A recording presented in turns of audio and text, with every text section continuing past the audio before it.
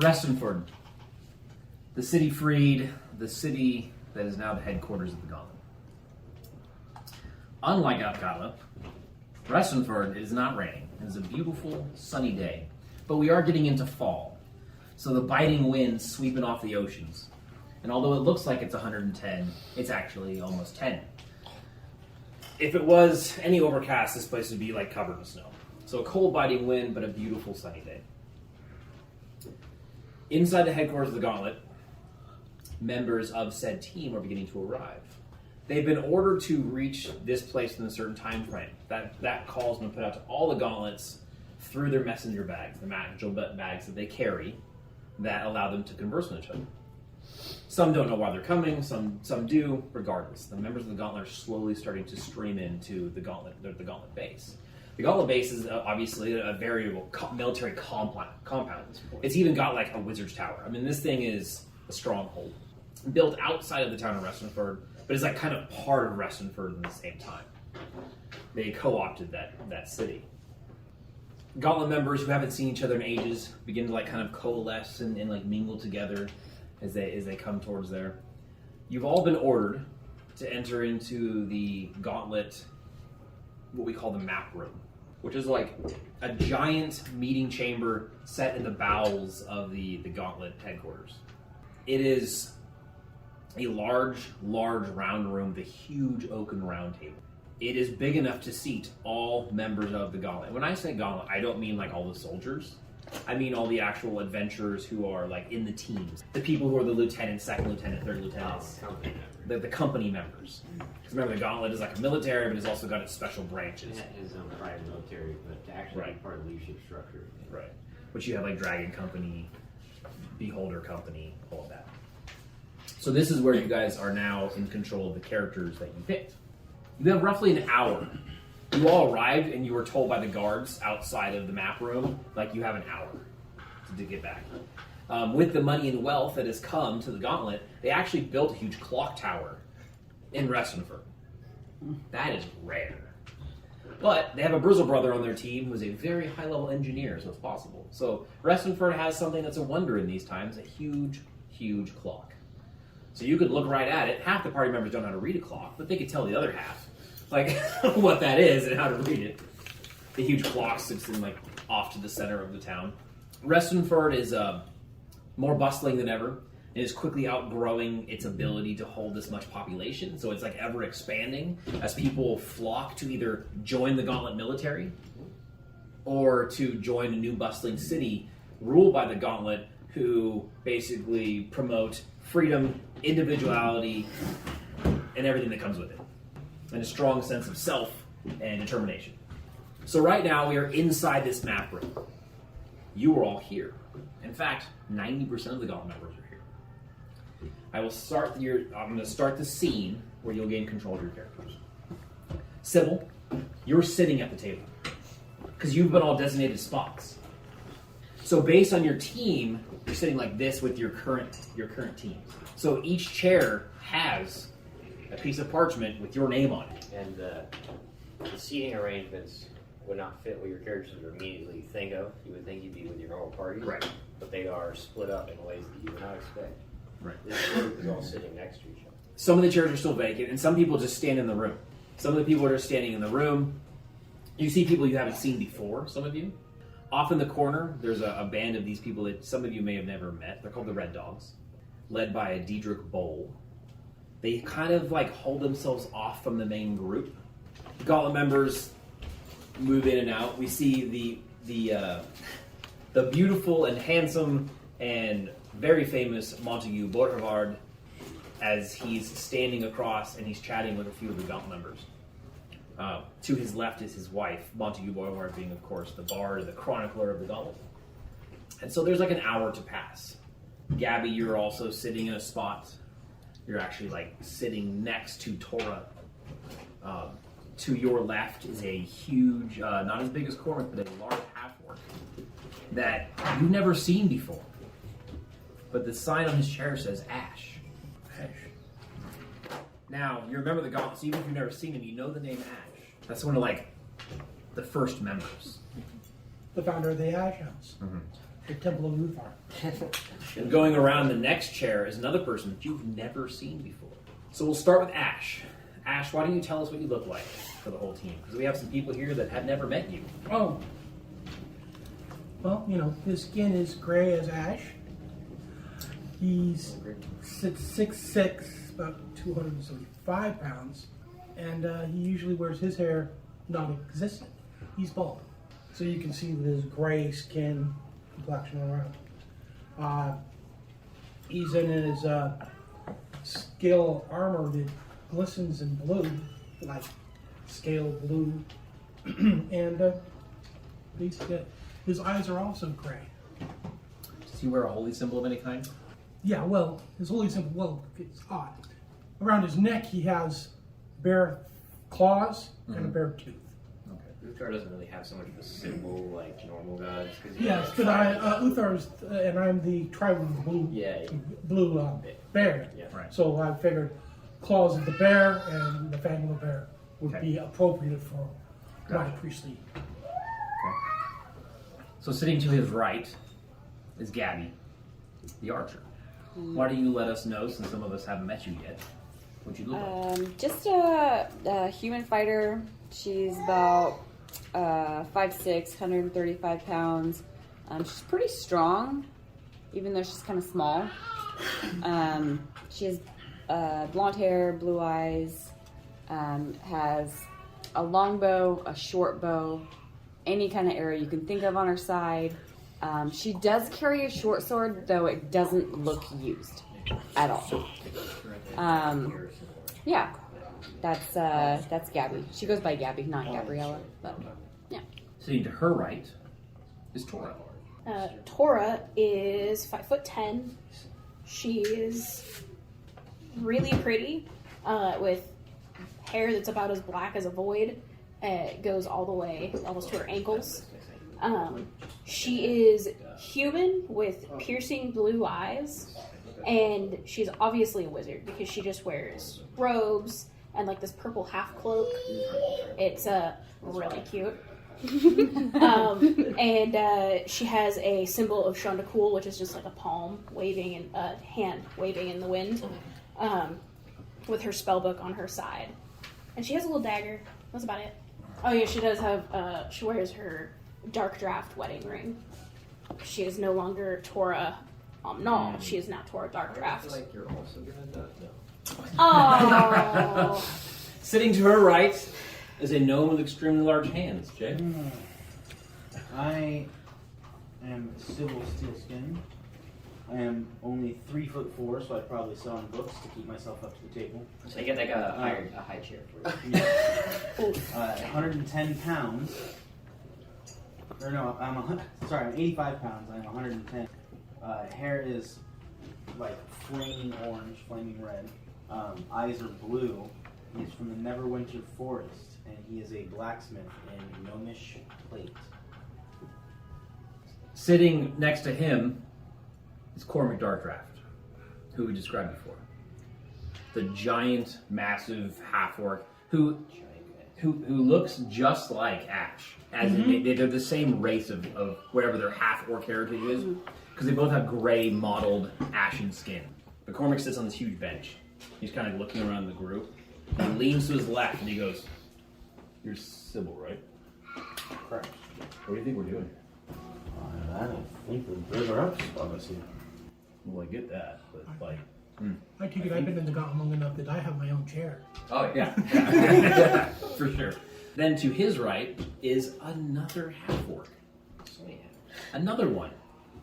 This female half-orc is Lucinda Erst, one of the original founding members of the Gauntlet. She is tall, very athletically built. And half-orcs are not known for... Well, that's not exactly true. If we're going off the basic stereotype of this society, of like, in this area, she would be a very attractive anything, much less a half-orc. Handsome woman features. She's very handsome womanly features, but she's very athletically built. She carries herself with a very upright posture, and she's actually sitting at the table, and from her right arm, from the shoulder down, or from the shoulder, is, so like starting at the top of the bicep, is a mechanical clockwork arm. It is made out of 3 metal rods set into like a triangle pattern, then to an elbow joint into 3 metal rods, and then to a hand. The hand only has 4 fingers. It has a thumb and 3 fingers on this mechanical clockwork. When did she lose her arm? Long time ago, as the story goes, Lucinda fought a lich, along with Ash and everyone else. That's when Cadus lost nearly half his face. Oh, I guess I don't. Try as they might over the years, well, I don't know if it's been years, try as they might over the last, about a year, maybe like a year and 3 months, the reattached arm that they had lost in the lich would never fully heal and would always begin to rot. Then they would have to waste more spells, and eventually Lucinda was over it. And as the rumors go, one day she walked in, came upon the Brizzle brothers, one of them being an engineer, and said, "I'm done with this," and threw her rotting, dead arm on the ground. And said, "We're going to build something new." The Gauntlet has the funds. They saved the goddess Joaquin. They don't worry about money. At least not right now. The iPhone is born. So the Gauntlet, put her together this, clockwork arm. It's early clockwork. We're still in a medieval high fantasy age with magic. Clockwork is not common. It's expensive. This arm doesn't give her bonus strength or any abilities, and she's always having to tune it up and, work on it. So there, Lucinda Erst, the master locksmith and fighter, broadsword on her back. She has black hair, and she has one side shaved, just one side shaved, but the rest is headed to braids that come down the side. She has a small toolkit. It's her thieves' tools. And she's tightening bolts and nuts that she always has to tighten on the arm at all times. You have to think that Lucinda and Ash, they're variable legends. Yes. They're legends in the Gauntlet. Yeah, I'm still trying to get her to go over and help me with the children, teach her.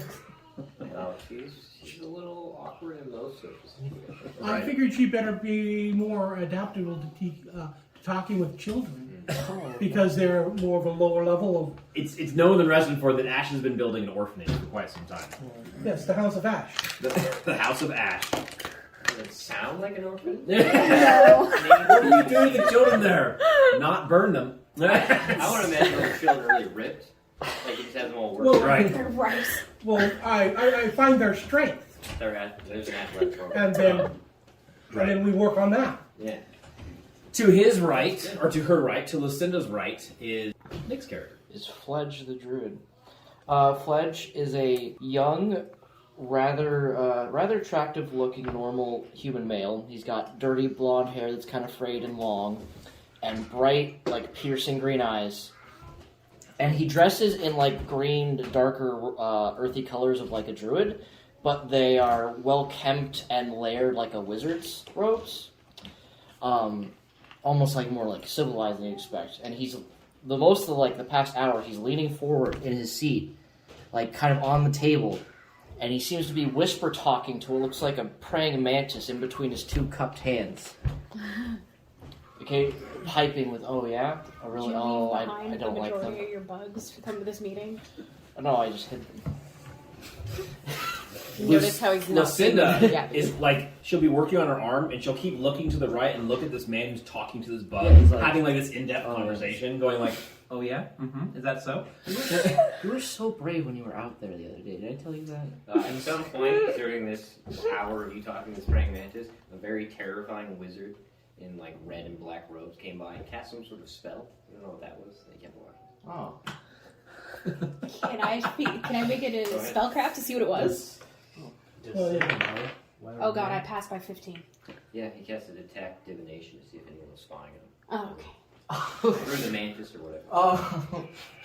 That's great. Just one little bug. But he would do I would that. let Abdul know that he's had the praying mantis with him for a And while, then- and that's just his buddy. Last Gotta be but not careful. least, you haven't entered the room yet Makes sense. because you've just finished. Well, I've also What you can established a church of Ufar in the city. Yeah, I heard it. You've just finished what can only be called a light-handed friendly interrogation. Being a member of the Gauntlet, this is your first time actually being arrested. This is your first time arriving at the base. Many Gauntlet members get brought in before they even reach Restenford. They'll hire they'll pick people, adventurers up on the road if they meet the criteria. And so when you got to Restenford, You were like quickly hurried away by gauntlet members, brought to a very low level within this place. No one like put you in shackles. They're like, hey, you need to come this way. And they're very friendly about it. But you found yourself in a room, a small, poorly lit room. Not quite sure what was going on. Placed at a small table, wooden table, with only 2 chairs. And there, over the last hour, you were sat down and asked a series of questions. These questions were asked by several people. The first person was a very, very handsome half-elven man named Montague Borthevard, with his long, flowing golden locks and his pointed elven ears and his perfect facial structure, and his red leather vest, and he's always carrying a lute on his back. Very nice, just very generally nice, like very nice, but with a commanding presence. Walking around, and soldiers in full gear twice his size look at him and be like, oh, sir, just he commands a presence. A woman that he must be close to, aka his wife, Lana, a priestess of the sister goddesses, who is adorned in jewelry, beautiful, and of course, beautiful people. They always like to marry each other, don't they? Why don't they give one of the ugly people a chance every once in a while? In the most 80s out-of-game reference, like god-awful golden helmet. I'm offended? Like this golden crown with this like red visor across it. I mean, it looks straight out of some sort of like dystopian cyberpunk universe. Down every now and then. When she's using I the wear power it all of the it. time. Well, she's using it right now. She's using it right now. And you know magic was used. You're a wizard. Mm-hmm. But the magic's such a level that you didn't know what they were doing. But the person who was the most terrified was the wizard that walked in through the wall. There was a crackle of magic and a strange whirling inside your stomach because you're in tune with magic. As a blackened rift opened up across the stonework in this room, and a wizard in black robes walked in, and his robes look like they're always burning in like a cinder, and a little bit of smoke and ash rises off his robes. And most of the members look towards it and then just simply go back to whatever they're doing. Am I about to die? Yeah, but like this, and he's wearing a metal mask. This looks like a cooler version of Doctor Doom that just like walked into here. But yet his mannerism is like, nice to meet you. He did walk around the room and cast a few spells. Yep. Intimidated. You're not dumb. Your intelligence is... 17. Yeah, okay, so you're super not dumb. Quite smart. You quickly realize that even though you can't quantify what magic's being cast for the most part, because it was happening so fast, they were making sure that you weren't a demon in hiding. Every question you answered, you knew right away was being tested to see if you were being truthful. You think they discerned the nature of your spirit. No alignment. That's Neutral good. So that was what's happening. And they were asking you questions. Have you ever, and most of the talking was done by Montague Borthevard. A lot of the talking was like this. Have you ever knowingly acted in such a manner that caused someone's death, serious maiming, injury, or loss of livelihood? Not yet, sir. Depends on the type of person that I would be attacking. I don't consider myself to ever bring harm to someone who deserves it.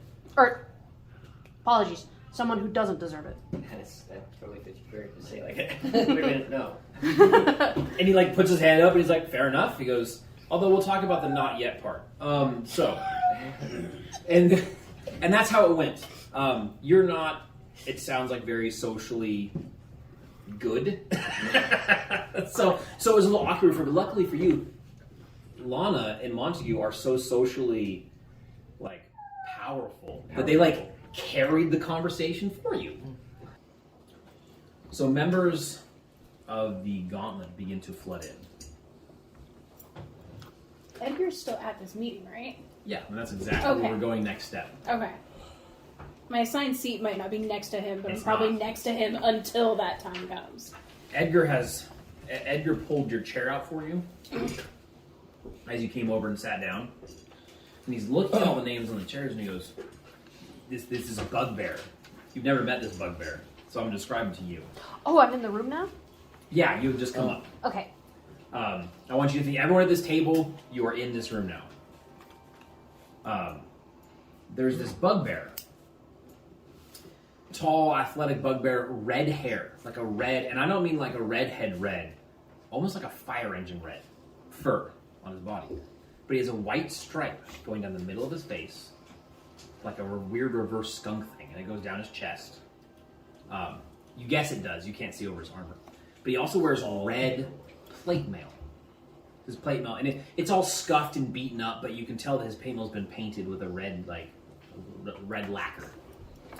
He carries spears. He has this giant spear knight, and his quiver on his back is full of javelins. But when he comes in with this beautiful wizard woman, they're hand in hand, and they're wearing matching rings. This bugbear, as he talks, you cannot help but be drawn to the fact, and this matters, that he has perfect teeth. In fact, his teeth are so perfect, it makes him more attractive. Because what you don't know, and the rest of the party knows, is that he was hit by a magical, he kind of blew up a well of creation, and the random magical effect gave him the perfect teeth, increasing his charisma. He wears a symbol from his neck of the priestess, or of the god of tactics and war, the Red Lady. Looks like a red knight from chess symbol. And he goes, I wonder why I'm not allowed. He's kind of looking around the chairs. He goes, well, I guess I'll have to sit where I'm supposed to sit. He talks very well for having a bugbear mouth. The tufts of his face come out like this. A gentleman. To the side. It's naturally whisk out. He nods. He leans down and gives her a gentle kiss on the forehead, and then walks around to find his chair. He walks by Cormac. Cormac looks back at him and says, brother. So this bugbear is brother to Cormac. Edgar Darkdraft, the bugbear, says, you get uglier every day. Look who's talking. Is he looking like a red skunk? Like a red reverse skunk. He is the one who lost his charisma. Sarah finally realizes the people she's been messing with. They're all giants. They laugh at each other for a moment. Dark drafts are a large breed. Gabby just realized that she's sitting 2 chairs away from Cormac. Dark Trap. And Nudger, isn't that the guy you wrote the letter to? Is it? Cormac Dark Draft, right? Other people begin to come into the room. I'm sorry. Should I describe my character? Absolutely. Good, Okay. good catch. Sorry. You guys notice a new recruit. You can only assume. She is a human, and she's of average height and not someone that you would typically associate as being attractive. She's not really as much as a looker as a lot of people in the room. She kind of looks like she's dressed more for a mercenary job. She's got nice pants, a button-up shirt, and a jacket tied around her waist. She also has a large symbol of Joaquin, which I imagine you guys know well, seeing as how you saved her. She has more masculine features than she kind of does feminine. She's very muscular, she's kind of square and built, and she has a defined brow and short hair that's swept to the side. And the last thing that you notice is a large, unmistakable, and unmissable birthmark that's all around here. She's not very attractive, but she also doesn't look like she doesn't care that much. She carries herself with confidence, but at the same time doesn't seem to be saying a word as she takes her seat next to Fledge and Ash. You don't know anyone here. I do not. You know Monty better than the rest of people because they interrogated you. Yeah. So more of the gauntlet members begin to come in. Edgar goes and finds his seat. We watch as the famous Brizzle brothers walk into the room. The largest Brizzle brother, Duncan, is carrying his other 2 Brizzle brothers on his shoulders. This is common for the Brizzle brothers. The giant, the biggest dwarf you've ever seen. He walks in. What is with the gauntlet? Do they only hire people that have snoo-snooed with giants in the past? What is going on? And they walk into the room. This is Val, Argo, and Duncan. Val jumps off his brother's shoulders and walks in the room, and he is a dwarf. They all have bright red beards, but he is the leader of these Bristle brothers. He's the cleric. And he says, all right, we're here on official business. The 2 of you mind yourselves. And he says that as the large Brizzle brother is holding the other Brizzle brother and trying to give him wet willy. The Brizzle brothers are like children, and they never stop. And they're just always getting into things, and they're known for that. So these 2 stout and 1 giant dwarf make their way over, and one of them goes, Duncan Brizzo goes, "Hey, look, there are chairs with our names on them. I think, but I can't read." His brother looks and says, "Then how do you know our names are on them, you buffoon?" And he goes, "Because my name has that letter, dog." And he points at it. "You mean a D?" And he goes, "Yeah, dog." And he goes, "Oh my gosh. Okay, just go take a seat." "Okay." Sometimes adventuring other people is responsibility. In behind them comes Yellowwick the wizard. He's kind of looking cautiously around the room. A young, thin, I'll use the word feeble, but just kind of like rail-thin, young-looking wizard. I imagine the rest of his team is very excited to see him. Yeah. Yeah. So as soon as he walks in, he goes, Alex hugs him. and he raises his hands, and a whole bunch of people like run over to him. Like this is some sort of like meeting. Like they're like, yeah. Cormax goes, "Yellowwick!" And he like gets up. Yellowwick's like, "Hi!" And he like puts his hands up. The huge half-orc picks him up, and he goes, "I'm so glad to see you." Yellowwick is going, "I'm dying again." He missed his enchantment wizard. Didn't he massive like wizard, appear randomly in the middle of the gauntlet headquarters A naked? massive woman falls behind Cormac and says, my favorite rat wizard. Well, not a rat anymore.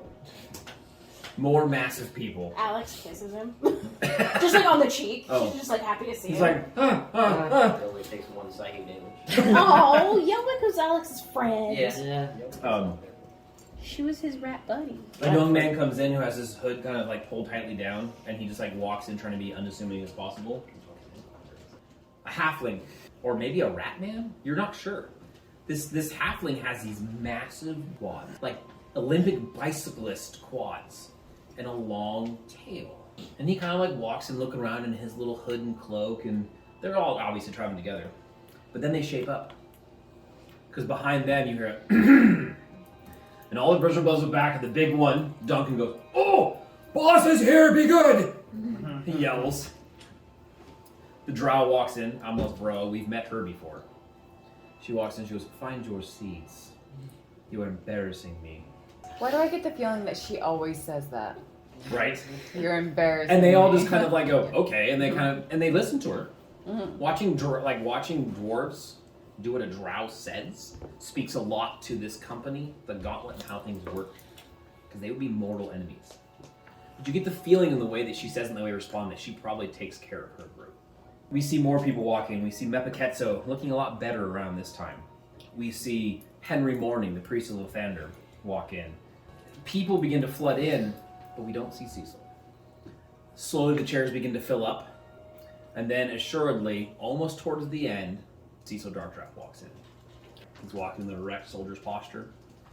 He nods to some people, doesn't make a big show of his arrival. If people try to interact with him, it's much like a hello.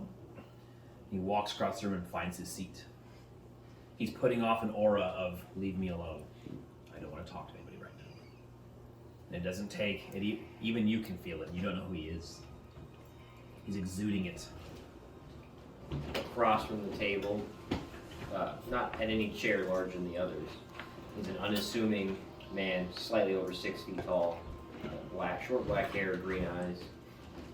He sits for a moment, scanning the table. As soon as Cecil walks in to sit down, he seems to size him up.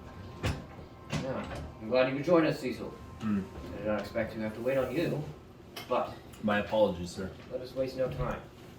He nods. As I'm sure you've all noticed, your seating arrangements they may be confusing. That is because the scope of our... Is that how Cecil's like sitting there? Like, okay. Kay just keeps looking at him before he's walking.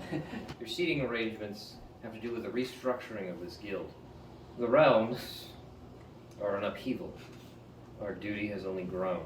The scope of what we must accomplish. I will not waste any more time. I will first name the leaders of the group and the people that will accompany them. I know that some of you do not know each other, but we have selected the groups. We are confident they can work together.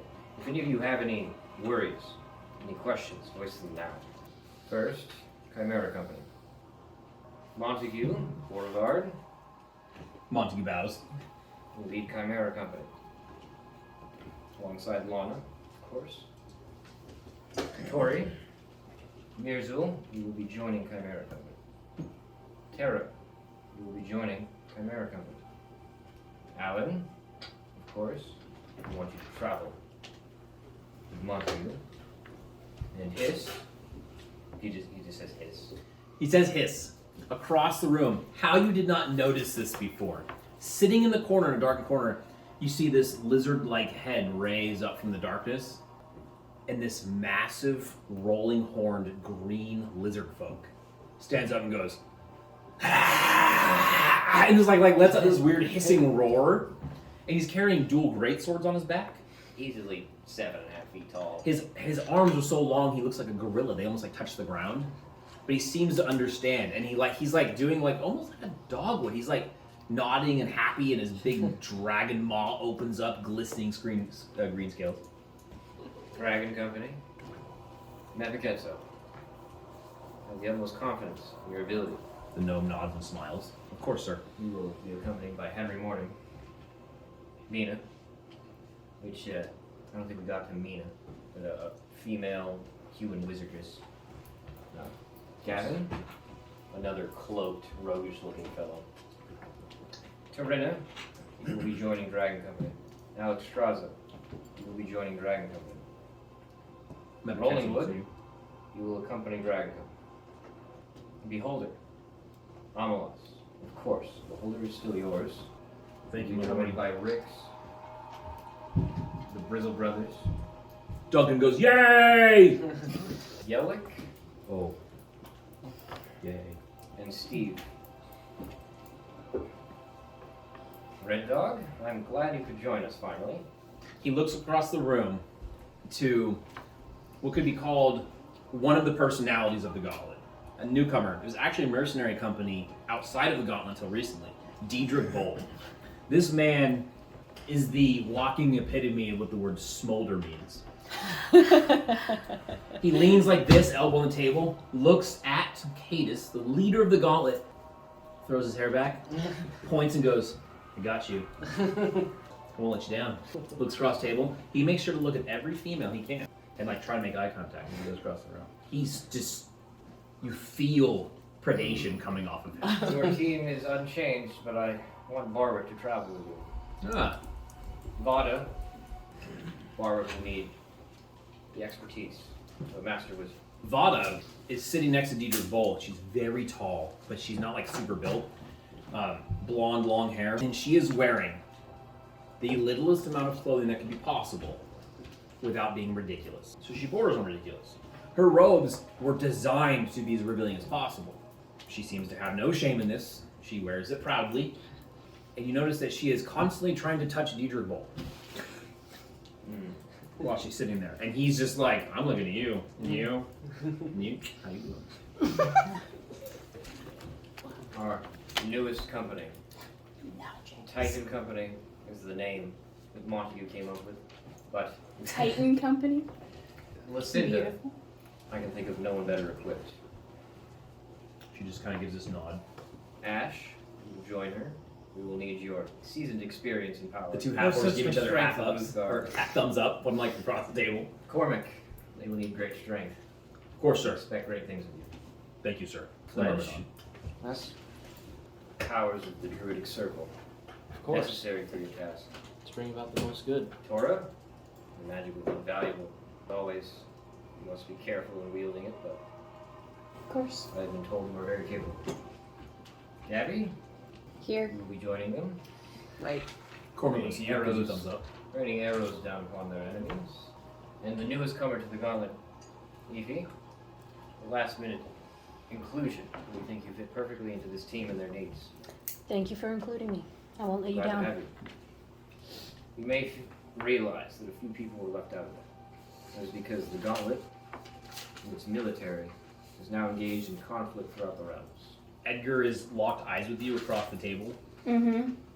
and he's just like looking at you. He's not like, but he's just looking at you. I was like, Because he's just realized that you will not be traveling now Yeah. with your one-day-old husband. yeah, no, but I don't want to say anything because I know that would disappoint him. We now have 4 regional war masters. I just like shrug and shake my head. Phil, the most important member of the gauntlet in my opinion.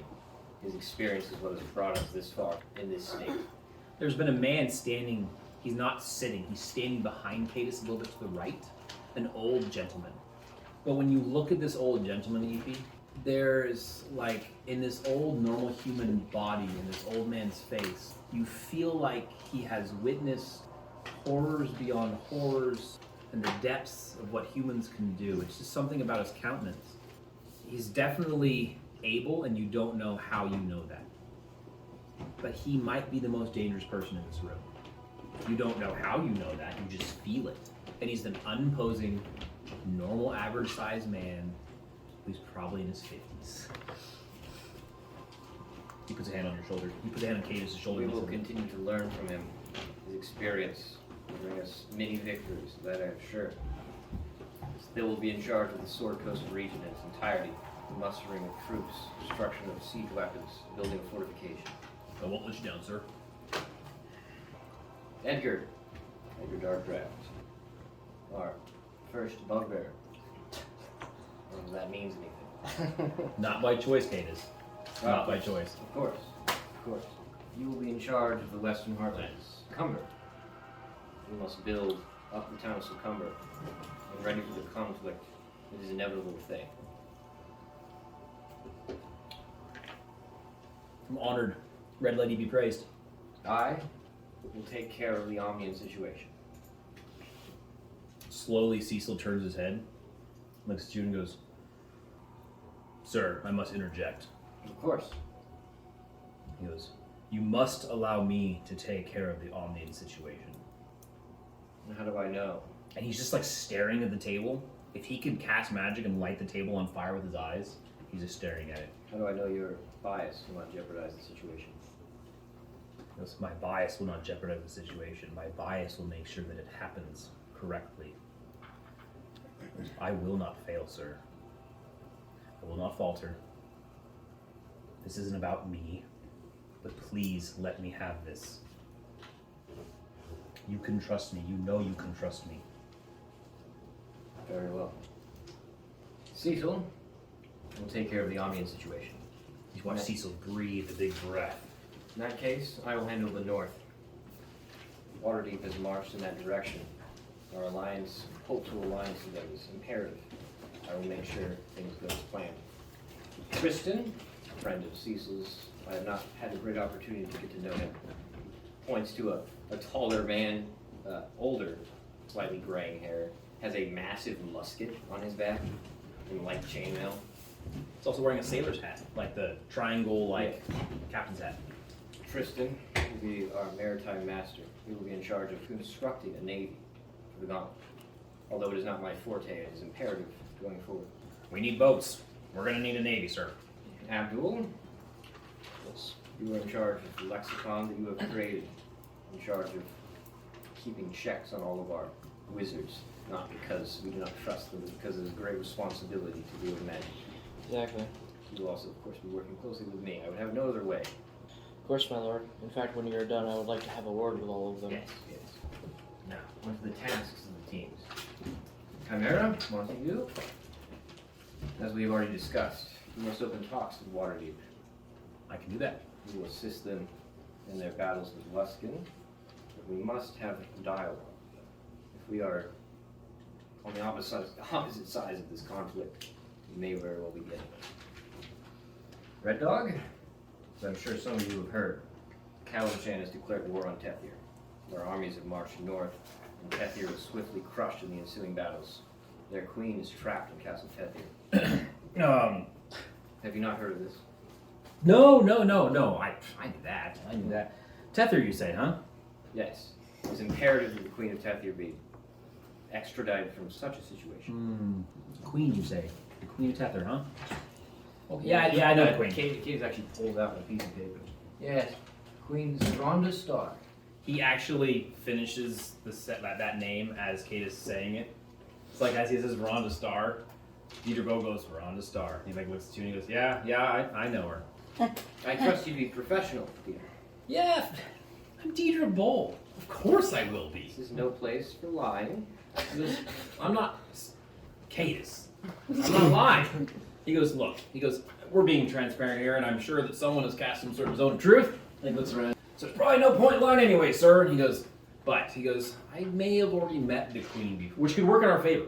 I may have met the queen before. I may have taken the queen to dinner before. It'll only help build relations. I will give you the benefit of the doubt. When have I failed? I mean, like recently. You can trust me. Beholder Company. As adventurers, we take on jobs dealing with nasty creatures, stray wizards who toy with the realms. It is still time for that. We must still do that. We cannot allow our focus to be completely disrupted by this war. There are reports in the north, the Waterdeep armies, some of their platoons have been waylaid by some creature. No exact sightings, but entire camps have been destroyed. We must investigate.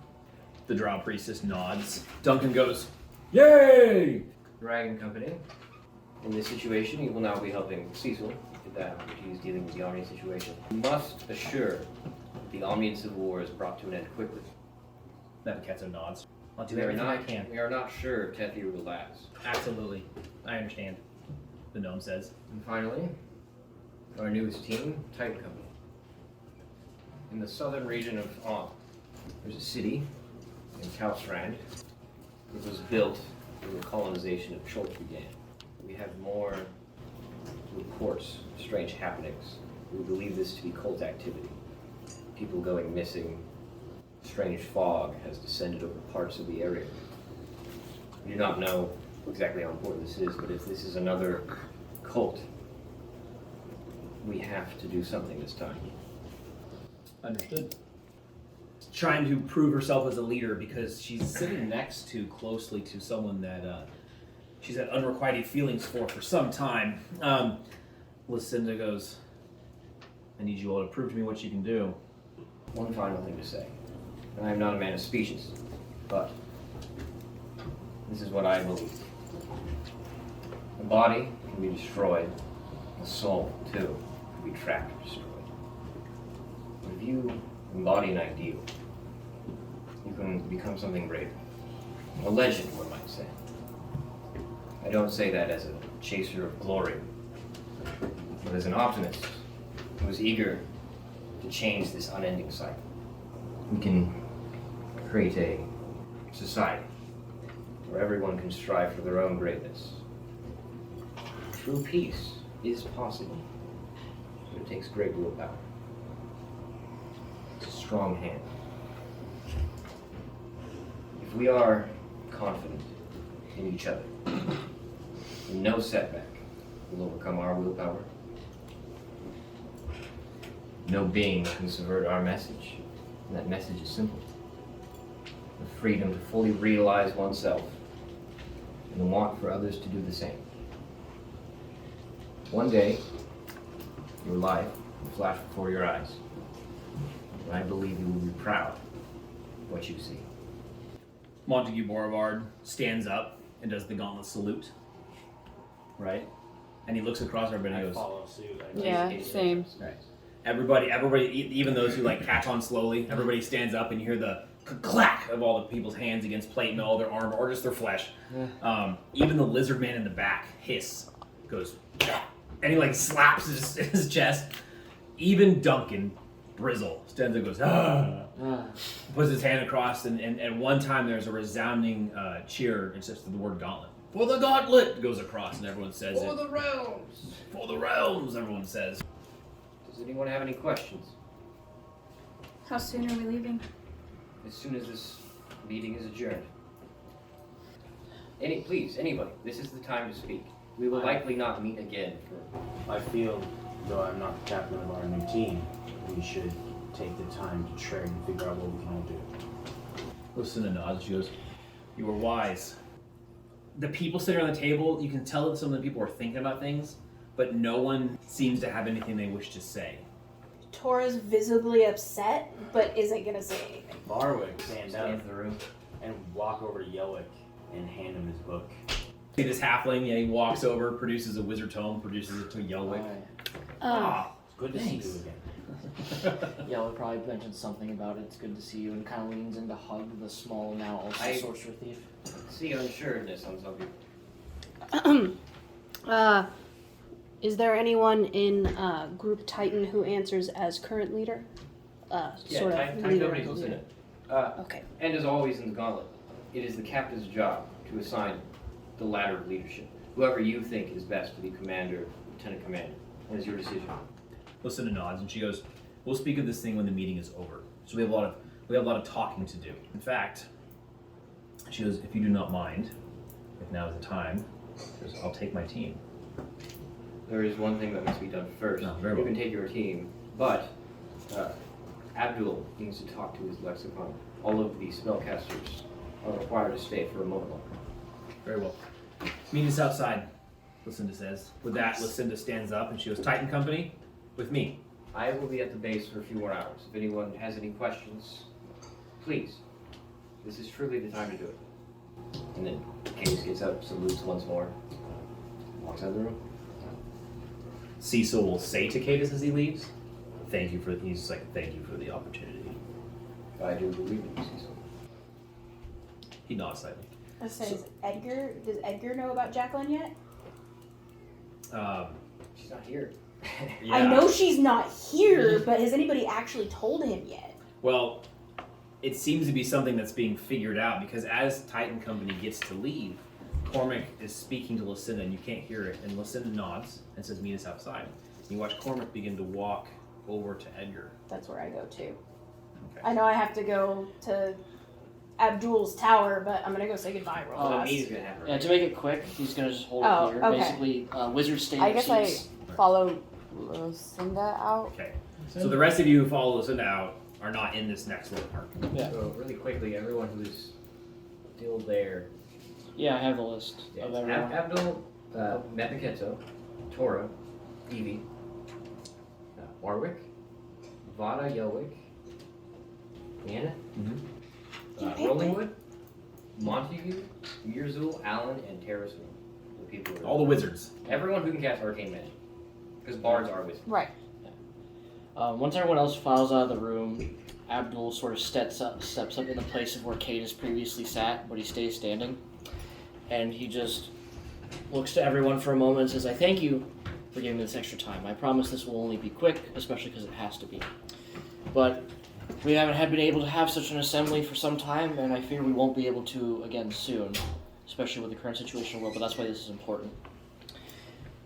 You all are Gauntlet, but you must remember you are all Lexicon, which means you carry a burden of responsibility with all of your powers. Each of you are tasked and beholden to not only use the arcane within you against foes and do bold allies, but just as importantly, be their guiding hand in the manner of all spellcraft and magical artifacts. You are all of their knowledge and reliance to anything that... In this, you have more authority than even your team captains. If anything comes to spells, the arcane, the planes, it is your job to be the person they can turn to and entrust all of the decision making with. And in that I am putting all of my trust into all of you. And it is your job, and it seems like Abdul's practiced the speech, but he's still trying to talk in front of all these people that he knows are his peers, but be the authoritative figure. We must make sure that magic is as little of an unpredictable variable as it can possibly be. And regarding that, the most important matter I have to mention to you is, I don't know if it's because of the chaos recently, but I have it from a high authority that there's been an unprecedented amount of magic surges going on. Or a piece of Now, Inside joke, it's all the Gauntlet's fault. Oh shit! now I know Tora doesn't know that, but I'm sure all of you know this, but magic is like a fire. It is powerful. Controlled by someone who is ignorant of it can cause so much damage and chaos. If anyone ever intentionally causes a magical surge, it is equivalent to burning the house down to stop burglars. You are putting the world itself at risk. You are putting everyone around you at this is risk. hard work right now. You must use only, again, I do not believe anyone is this foolish, but I must impart upon you this knowledge that only such measures should be used if essentially you are almost already all dead. Because the risk you're putting on catastrophe is exponential. and only is growing in this time where these events are occurring more and more rapidly. Because of this staggering situation, I know things are going to get tough. But no, you must trust your team, and yourselves above all. And always remember, you have those bags, you have your ability message. If there is any sort of emergency you think you cannot handle, do not be afraid to give me notice. Me and many others in the Gauntlet have the ability to come and help at a moment's notice. And, in that same capacity, if there's anything you find that you don't think you can trust yourselves or your team with, or is way above what you can handle, also inform me. And I will take it, and I will take care of it. I'm sorry we haven't had more time to all learn from each other. And I'll share the notes and things we've gotten, but maybe one day there will be time and I will look forward to learning with you all. Besides Ify and Tora, who I have one more thing to add to that, the rest of you may all go. And may the Ify looks at you like, leaves whoa. quickly. So, as they all shuffle out, because quickly he turns to these two, he's like, so, you two, I know are going on an especially important task. And with that, he sort of like does some magic, and peering in his hands, he's holding his blue-headed dragon lightning staff. You've seen it before. I have charged this. It has done me very well through many perils. And I think it would do you very good help, Tori. May it take the place of us actually having time to study. Yes. So I will send you a text with the info of everything it does. It Works for me. has 11 charges. Okay. You, I know you're a bit of a spell. A nice word for a mage slayer, but do not worry. She is not that. She will help you. Wait a minute! No! You don't get to speak past it like you didn't just say what you just said. Mage Slayer? Hey, I use Spellblade. Yeah. It She sounds did use nicer. spell, but we have already. Part of what I wanted The to. best way to fight was Part of what I stumbled over trying to say was we have vetted her, Tora. She is a mage slayer of Thayan mages. She is only Hey. here to help you fight enemies who would wish to wield Yeah, magically from the last irresponsibly, name. like I warned you. Edgar has Alright. found his way over to Tora, right, and he's standing next to her. While this is happening, in the background, you have to imagine that Edgar was having a discussion with Cecil, and you watched in the background him hug Cecil, and then like Cecil left. Edgar had walked back over to you. Cormac had left, but Edgar's next to you. Even though this isn't a discussion for him, Alright.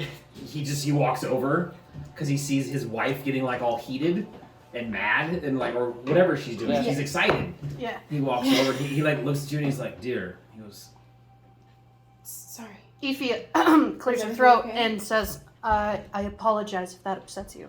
I promise I will not turn my blades on my fellow coworkers Thank or you. I members. I can I love that this used the word Live- coworker. Yeah.